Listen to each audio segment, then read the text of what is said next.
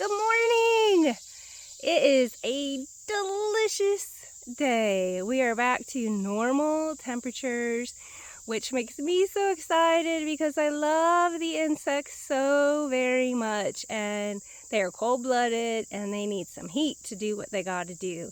And so we are enjoying this day, and we are going to tour our other woodland path that we have. This is actually a fence row that was here when we moved here, so there's some older trees.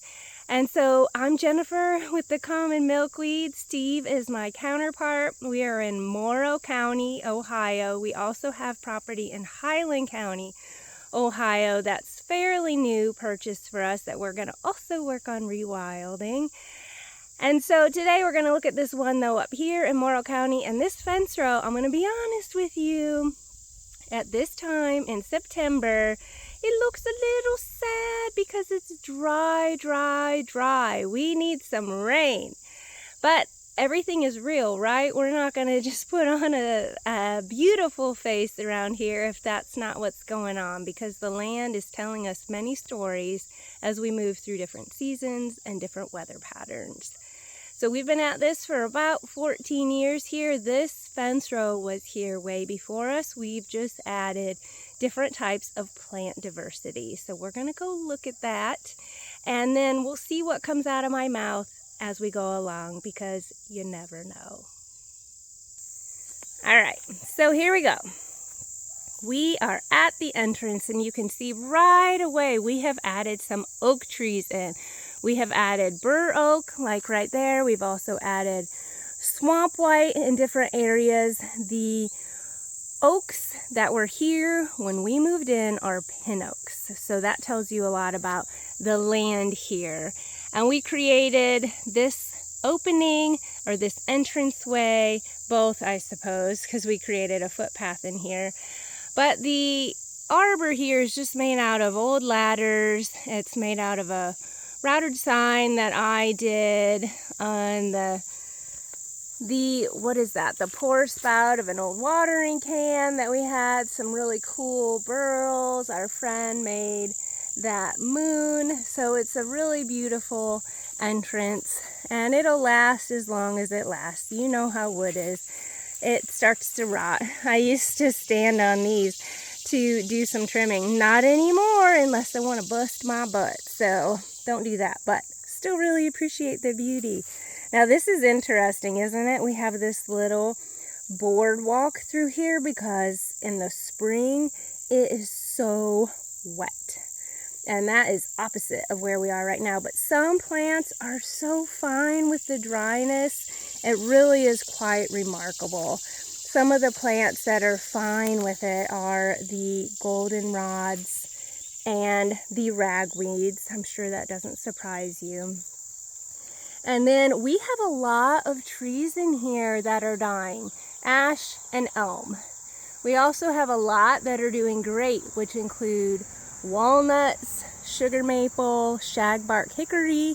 Oh, and I gotta point out, we have planted this one. That is basswood. I always like to zoom in and share with you a close-up view, but when I zoom in, my voice gets really quiet because I don't have a mic and I'm not using a special camera. I'm just using my phone. So we got to work with the technology that we got. Now this right here is a spice bush that we planted, and it's one of the few here that have fruit this season, and they're actually quite a bit smaller than they usually are. We just adore spice bush, and we're so happy that spice bush does well here. Now I'm going to orient you south, and so this direction we have planted river birch, and then right over in here is the frog pond that we created with the liner. And I am sniffly. I might start sneezing, and it's actually not the ragweeds, it's our cats. I love our rescue kitty cats. I've just always had a bit of an issue with allergies and cats, so please don't pay much attention to my snot sounds. All right, here is another oak that we have planted We're always watching for caterpillars on here, and sometimes we see them, different prominence. And we have yet to find slug caterpillars here, I think, if I'm remembering right. And so the day we find a slug caterpillar, you know I'm going to do a video, and it's going to be really, really exciting. Look at those leaves. The shagbark leaves in there are huge, huge. A lot of sedges grow here naturally, and that is just really, really neat because the land is still holding a seed bank, probably because it wasn't monkeyed with too very much at different times, or else it was maybe grazed. It of course was cut, but it doesn't seem to have held row crops in here. And so we've still got a lot of the sedges. Steve does cross sow the grasses. We have put woodland spring ephemeral wildflowers in here. They've mostly died back for this season. It's even when it's drying, it's really enchanting, isn't it? This woodland getting to be who they want to be. This is bladdernut. I don't really think that the seeds are going to develop this year. The pods are looking rather puny. We pulled one open the other day and there was one working on it. So we will see. We hope so, but we've just been in some really strange spring patterns that don't allow for a lot of seed production on some of these early flowering plants because there's not insects active. And some of them are wind pollinated. So I'm not exactly sure everything that's happening, y'all. I just guess around. Now look at this diminutive green-headed coneflower. They're saying, please give me some rain. And we really hope they get some because they're dealing not only with drought, but some chomping by deer. And I guess that it is quite delicious because I have been reading about eating it as a human as well. So that'll be something we try in the future. In here is a whole bunch of wingstem. So as we go forward here, that is the yellow flowering plant. And if we get the rain that's forecasted in, let's see, today is Tuesday, on Thursday, they might be able to pull it off and continue flowering for longer. It smells real chocolatey in here, and I noticed that. Steve notices it with different types of sunflowers as well. Look at these. Just gorgeous, gorgeous, gorgeous. As we've been driving around recently to go hiking and exploring, we are seeing wingstem all over the place. And what a sunny, sunny plant. Just brings joy wherever we are. And I see up here, there's some bumbles on it. Now, hey, take a look down here. See what I'm talking about? Whoa, some fissures in the earth. Fissures, fissures. As the trees die in here, the ash and the elm, we just let them fall down. We did pull one off of a basswood not that long ago, so the basswood can continue to grow. But we really work on letting this organic matter go back into the soil because the plants in here benefit so much from that organic layer. All the decomposing materials. Now our property line is right through here. It is close, my friends. Now here's a bridge we have made because this is a ephemeral stream. We'll take a look at that in a moment. But here is something that I want to show you. So this is goat's beard, Aruncus dioicus, I believe. And I love it. Steve loves it. We found it hiking. I grew it. It was growing well in our pots, and then I put it here and it stayed the same all season. Most likely because it is not wet enough. So that is one where I learn and go, okay, I'm going to move this plant, but not right now when we're this dry. And I have to think about where are we going to put it? Where can we replicate the site that we found it in? Down here, If many of you have been following, you know that Steve has been working on all of these slowing down the water structures that move all the way that way, which is why we have some of these plants in here that are able to deal with the drought. So spotted jewelweed is in here, and there's a whole bunch of crayfish that are burrowed into the soil there. They love this spot, but they're ready for some rain too. Now I have to share with you some joy, and hopefully it's not too much information for you all. You know that we replaced our septic system this past year, and it was so needed. This house is aged around 1901, and the septic system got put in at some point, and it appears that it was clay tile, and it moved to the stream. So we started seeing black water right there. And whose black water was that? Why, ours. It was mine and Steve's. And we said, oh my goodness, we are putting sewage into the stream. That is not okay. Not okay. And so we put our septic in. And now look, yes, it's dry as toast, but if our sewage was still coming out here, it might be there and you'd see a big old black spot. Not okay for water quality. That is fixed. Now here is an area we have added a ton of spring ephemeral wildflowers, woodland ones. Right there is sedum. So our wild stonecrop. We also have in here, not visible now, but we have a whole bunch of trillium that's tucked in, and leek, and one that is really surprising. Look at that. The twin leaf still has a leaf up. Amazing. Asters, woodland asters are coming on. More bladdernut. More of the bottlebrush grass. We've tucked in Christmas fern. More basswood. And this is the area that had some big mother bush honeysuckle. And Steve worked on eradicating them very quickly. Once we moved here, it was an easy area. And then, let's see, not looking so happy at the moment because of this drought, these drought conditions, but running strawberry bush said, hey, I'm here. Thank you, thank you, thank you. And they are thriving. So exciting. Look at this wonderful decomposing wood. Just so wonderful for a forest area. That out here is a pin oak. They were growing when we got here. I hear catbirds. Migration is happening. Oh my gosh, we watch the skies during the afternoon and we see monarchs heading south.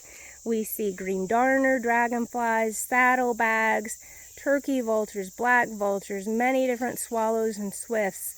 Those are many of the diurnal migrators. So exciting. In here are most of our plants that are died back. So you can see that there's black cohosh in here. And if you can just imagine, there's more than poison ivy here early in the season, and it's magnificent. It is really a beautiful area. This year we did tuck in American spikenard in here. This one's doing all right. I tucked some others into the woodland fence row, and whoa, they are toasted out. So they might not be able to make it. But these right here are right next to this decomposing wood, and I think that's helping a lot. This came down a long time ago, and we just step over it. It's good muscle building. Look at that beautiful grape. I'm sure I've said this a million times, but it was a vine about like this many years ago that a Pandora sphinx moth caterpillar was walking on. And so I'm always looking this one because I have that memory in my mind, and it was so beautiful. We did see a Pandora sphinx down near our other property. They were in the middle of the road. So we turned on our flashers, we hit the brakes. The car behind us had to stop, and Steve went and grabbed that beautiful caterpillar and put him in the woods. I'm sure they're searching for a pupation site. And they didn't get creamed because we go slow, and then we make other people go slow. There's all kinds of beautiful spider webs at this time of year. Now, we made some mistakes in here, and this is before we learned some of this stuff. So this is an American persimmon right here, and they really don't want to be in the shade. And we planted 2 in the shade because we observe them in the forest sometimes, but now we understand that they probably grew up earlier, and then they are going to fade out as they get shaded out. And even if they survive in the shade, they're probably not going to fruit well. So we do not put American persimmon in the shade anymore. And sometimes you just have to learn the hard way, which really, really stinks. Now we're getting into the area where you can go, oh, you little plants, you need a drink. This is all wing stem. They are trying, but it is so dry. They are having a very hard time. Anything that's close to the house that we can help, we do. But this is one of the points to acknowledge. Just because you have native plants growing, it doesn't mean they can survive everything. Drought is drought. And a missing organic layer, for the most part, in your soil is a missing organic layer. So these are things that we need to pay attention to for a bigger, broader picture, because we need to support all activities that help protect our climate and that help protect the soil and that help protect all of these beautiful plants that support so many pollinators, that support so many moths and butterflies and birds. We don't want all of our woodlands looking like this, do we? Because it's also their woodland, and they need this to survive. They can't just go into the grocery store and buy food from somewhere that was grown far, far away. Nope, they need it here. That pin oak, just gorgeous. Oh, gorgeous. We're almost to the end of this little path. You can see we also have a lot of poison ivy in here. Poison ivy does really well in dry areas. We work on getting rid of it by pulling when it's along the path.